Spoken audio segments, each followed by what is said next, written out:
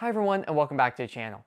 With inflation starting to make its way downward and the Fed continuing to put its foot down on top of it, does it make sense to still be investing in ibonds and tips to hedge against inflation? And if it does, how long is this strategy going to be working for? Well, let's get into it.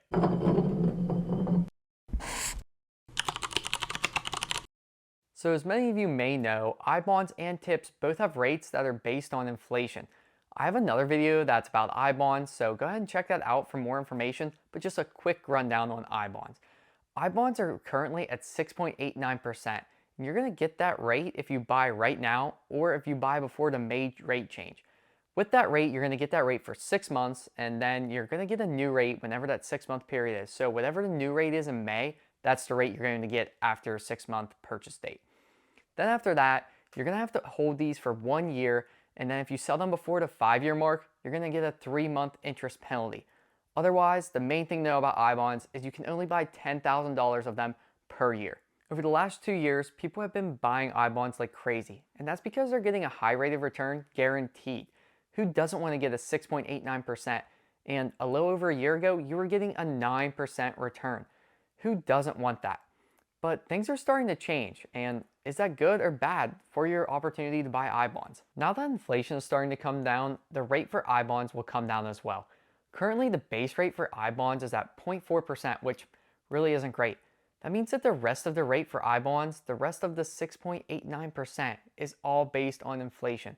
And as inflation goes down, that rate will go down, and there will become a point where it might make more sense for you to invest in something else. Now, before we move on to any other options, I want to talk about tips because I know a lot of you guys either buy tips or are interested in buying tips. And one thing to note about them, and they're similar to ibonds, is that they are designed to protect you against inflation. And with that, they're rated to go up and down, but not exactly the same as ibonds. One thing to know about tips though is that you can buy as much of them as you want, and that gives them the opportunity to be sold on a secondary market. That also means that it makes it easier for you to buy and sell them, and you don't have just a one-stop shop like you do with ibonds on where you can buy and get into tips. Another benefit of tips is that you'll never lose your initial investment as long as you hold it until maturity. And unlike ibonds that only have a 30-year term, tips have a 5, 10, and 30-year term. So there's a lot of different options. And if you don't want to wait quite that long, there's even more options on the secondary market. One other thing to note though on tips is that you cannot defer taxes like you can with ibonds, so be aware of that for any tax planning that you may have. Both ibonds and tips have been used in the last couple of years to make sure that people don't lose their money on inflation. So now that inflation is starting to come down, does it make sense to keep buying these and hedging against inflation, or is it time to move to a different investment strategy? Well, the answer isn't simple, and it depends on what you're looking for in your investments. If you're working to make sure that your investments don't lose money, then a safe, risk-free investment is what you're going to be looking at. And fortunately for you, as inflation has gotten higher, interest rates have also gotten higher. And that means that there's going to be great options for you to have a risk-free investment for a great return on your money. There are risk-free investment options that are going to be beating ibonds and tips, and that simply is a CD. With some CDs, they're giving a 5% return for just 1 year of a term, which is fantastic. And something else to note, you can get up to $250,000 in risk-free investment with a CD for one person. But if you're married and you have both of your names on an account, that means you can get up to $500 in a risk-free investment. You're going to get a 5% return on. How can we beat that? We really can't. It's a risk-free investment for you. It is short term, it's not going to last forever, but this is a great option if you don't want to lose any money, you want a risk-free return, and you're looking for something in the shorter term. Another option for you if you're looking to stay away from taxes might be state or municipal bonds. They're another great option that you can invest in.